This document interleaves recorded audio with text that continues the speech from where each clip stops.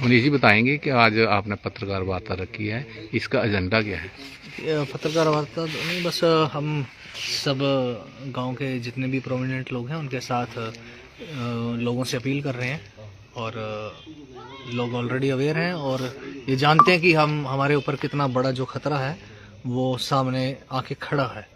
तो इसी संदर्भ में हमने कल गांव बरवाल में तालाब पे सुबह 11 बजे लोगों से अपील कर रहे हैं कि इकट्ठे होके अपने भविष्य का फैसला करें कि हमारे आने वाली जनरेशन पे जो नुकसान है, जिस तरीके से पेड़ काटने का सिलसिला जो सिडको ने जारी किया है, तो उस सिलसिले को हमें किस तरीके से रोकना है, उस पर हम सब लोग कल, और जितने भी मेरी अपील है आपके माध्यम से, जितने भी आसपास के गांव हैं, चाहे उत्तरी है, जंडोर है और बरवाल तो है, और कराखट, रून, पल्ली, बुद्धि, मेरठ, सोनतल, जितने भी सारे नियर बाई विलेज बग्याल है, तो इन सबके निवासियों से अपील है, इनके रिप्रेजेंटेटिव से अपील है कि आपकी जो सामाजिक जिम्मेवारी बनती है उसको निभाते हुए कल 11 बजे आप सबसे अपील है कि अपने भविष्य को बचाने के लिए, अपने बच्चों के भविष्य को बचाने के लिए कल 11 बजे बरवाल जो तालाब पर है वो एकत्रित हों,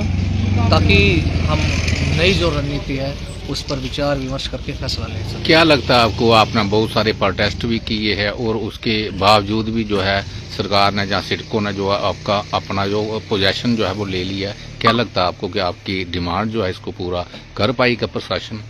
देखिए, प्रशासन से हमने हर स्तर पर उनसे अपील की और रिक्वेस्ट की कि ये जो लैंड है ये सूटेबल नहीं है इंडस्ट्री के लिए, लेकिन कहीं ना कहीं प्रशासन की ये हम समझते हैं कि ये उन लोगों को गुमराह करने में, कन्विंस नहीं, गुमराह करने में ये कहीं ना कहीं सक्सेस रहे।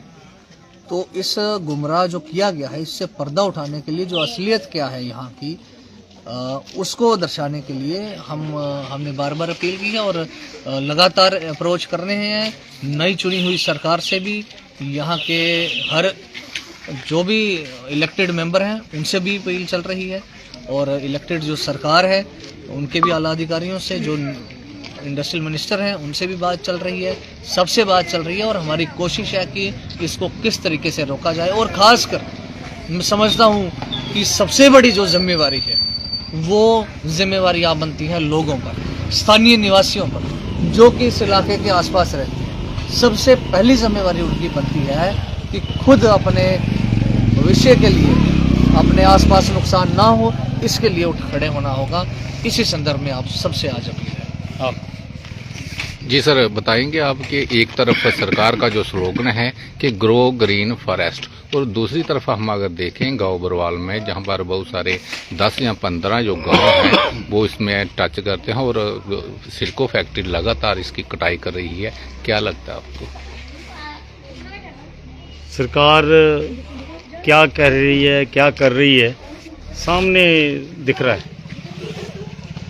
और हम गांववासी जिन्होंने इस गांव की हवा में सांस लेके हम बड़े हुए, और जिन वृक्षों के हमने फल खाए, जिस धरती पे हम पैदा हुए, जिस पर्यावरण ने इस मुल्क के लिए नौजवानों को तैयार किया, और वो कठिन से कठिन हालात में भी दुश्मनों से कम्बैट किया उन्होंने, आज उस पर्यावरण का कत्ल हो रहा है। तो हम सब की कोशिश है कि इसको बचाया जाए। बाकी सरकारें कई बार लोगों की सुनती हैं, कई बार तानाशाही चलती है। हम तो ये समझते हैं कि हमारी सरकार है, लोक राज है, जिसमें लोक मालिक होते हैं और लोगों की सुनी भी जाएगी। तो इस सच्चाई को हमने लगातार अपने नुमाइंदों और सरकारों तक पहुंचाने का प्रयास किया है, लेकिन बड़ा दुर्भाग्य है कि उन्होंने कटान शुरू कर दिया है। आज गांव में ऐसे लग रहा है कि कोई बड़ा महात्म छा रहा है। मैक्सिमम लोग परेशान हैं, और हम इस तानाशाही के खिलाफ लोगों को अवेयर करेंगे। और एमएलए साहब से भी मिले थे, उन्होंने ऊपर भी कांटेक्ट किया है मंत्री साहब से, डिप्टी चीफ मिनिस्टर साहब से, तो वो भी आएंगे। हम यही कह रहे हैं कि आके विजिट कर लो, देख लो, जो हम कह रहे हैं उसमें अगर कोई गलती है तो हम we will withdraw our movement. अगर ये सच्चा है तो फिर गूंगे बन के क्यों रहना है? जिन्होंने लोगों की जान माल की रक्षा का जिम्मा लिया है वो क्यों नहीं साथ में चलेंगे? और उन्होंने तो पूरा आश्वासन दिया है, वो पूरी एफर्ट्स कर रहे हैं। और हम गांव से अपील कर रहे हैं कि डू और डाई। अगर ये सारा कुछ खत्म हो गया तो हम ये गांव रहने के काबिल नहीं रहेगा। और हम अपने जो मकान बनाए हैं, और इस एरिया का जो कल्चर है कि सारी उम्र की कमाई लगा के एक ही बार मकान बनता है, तो हम हनुमान जी तो है ही नहीं कैसे पर्वत उठा के ले जाएंगे, गांव को उठा के कहीं और ले जाएंगे। तो ये बड़ा दुर्भाग्यपूर्ण होगा अगर सरकार एडमेंट रहेगी और लोगों की इस बात पे चिंतन ना करेगी। और जिस युग में हम रहते हैं, वृक्ष लगाने की जरूरत है या काटने की जरूरत है? कहा जाता है कि इंडस्ट्री से एम्प्लॉयमेंट मिले, बताओ जो इंडस्ट्री लगी है कौन सी एम्प्लॉयमेंट है? 3-3 लोगों का जो काम है एक एक बंदे से लिया जा रहा है, और बाहर के लोग हैं सारे, और उसका रिजल्ट देख ली ना हमने। दिन दिहाड़े तलवारें लेके घुस रहे हैं लोग वहां पहने, और बच्चे। हम अपना फर्ज निभाएंगे नागरिक होने के नाते से। जिस धरती ने हमें बड़ा किया है, जिन वृक्षों की ऑक्सीजन से हमने सांसें ली है, हम उनको बचाने का हर मुमकिन प्रयास करेंगे। हम वृक्ष लगाने वाले हैं, काटने वाले नहीं हैं।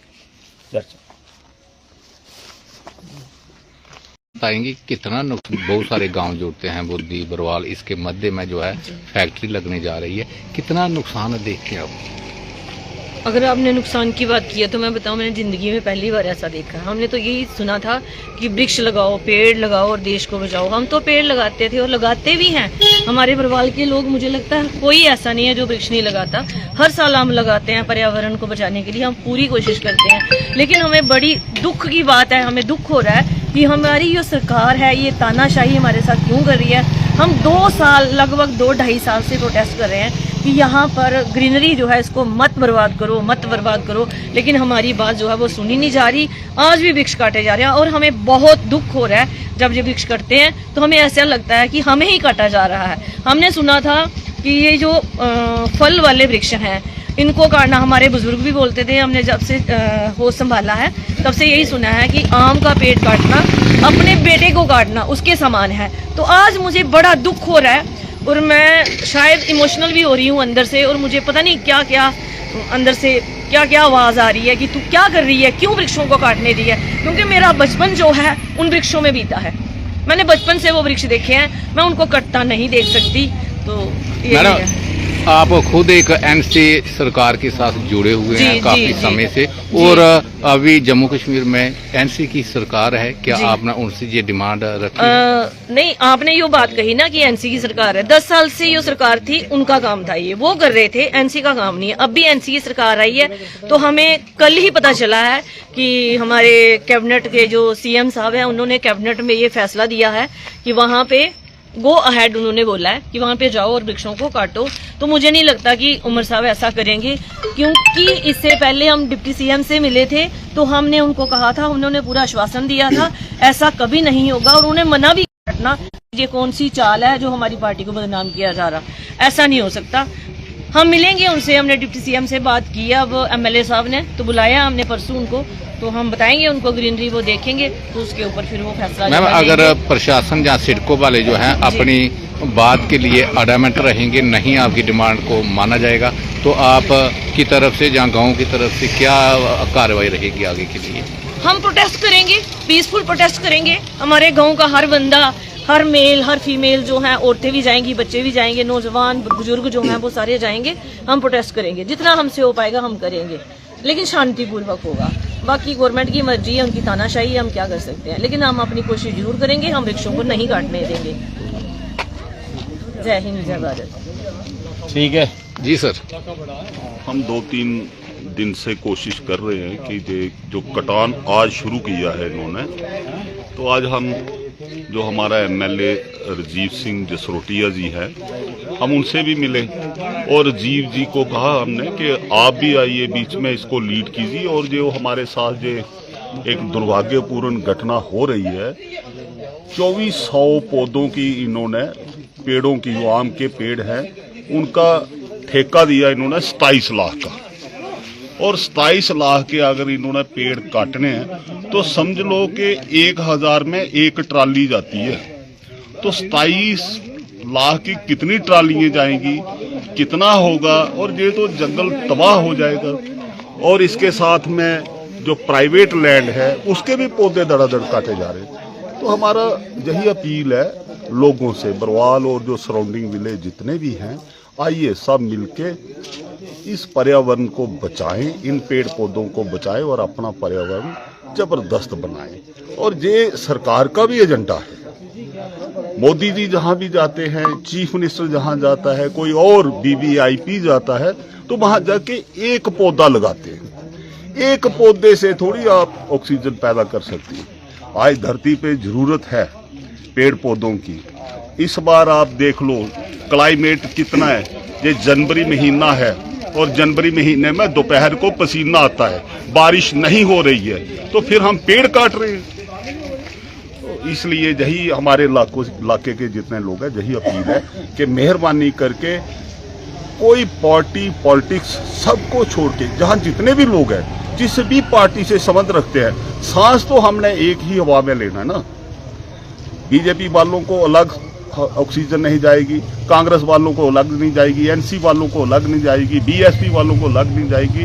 ऑक्सीजन तो सबको, हवा तो एक ही है। तो इसलिए आइए सब मिलके एक जॉइंट एफर्ट कीजिए और इसको बचाना है। डिप्टी सीएम ने आना है परसों, हम देखेंगे, उनके सामने बात रखेंगे, और ये थोड़ी है इतना आसानी से नहीं काटने देंगे ना। ठीक है, बाकी इनके पास बंदूकें हैं, डंडे हैं, कि जितना जुल्म कर सकते हैं करें। और हमें बाबा भीमराव अंबेडकर के संविधान में, जो हिंदुस्तान का संविधान है, उसमें हमें हक मिला है कि हम अपनी आवाज रख सकते हैं।